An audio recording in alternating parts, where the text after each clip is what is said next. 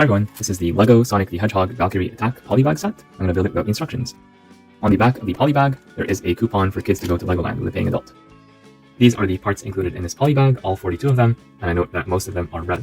For the interesting parts, we have these transparent panes right here, these two printed eyes, as well as this chicken, which we'll look at later.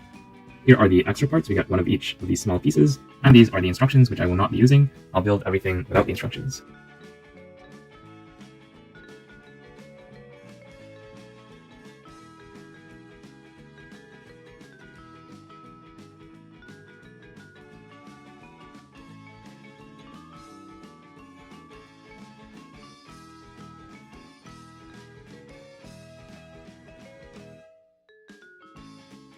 And we're done with the build.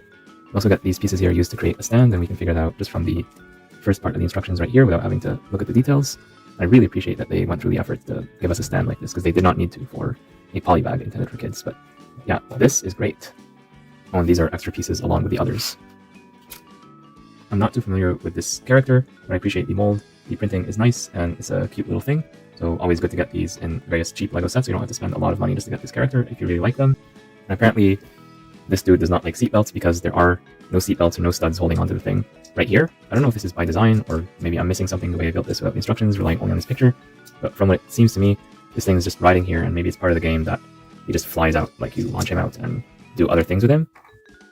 So yeah, I don't know what this is all about, but either you play with it like this because this is what is intended, or you change it around just a little bit. And with the extra pieces right here, you can use this stud or just remove one of these panel pieces, or both, to accommodate him sitting there. The rest of the bird or rocket, whatever this thing is, looks absolutely amazing to me. This whole thing is built upside down, so the studs are pointing this way, and we have some regular tiles here. This piece here used brilliantly for the beak, so very nice part usage right there. The eyes, which could have been printed a little bit better, to be honest. The white is a little bit faint, but other than that, this is a perfect shape. So this is an inverted piece right here. The studs, remember, are pointing this way, but then the whole thing makes sense when you look at it from the right side up. And the head is adjustable like this. You can rotate it, so that's pretty cool, but you cannot really move it too much side to side. You can move it a little bit, so I don't know if that's an intentional part of the design or not, but you can move it a little bit like this and like this. So I guess that's okay. I like the use of the claw pieces right here as part of the jet intake engines.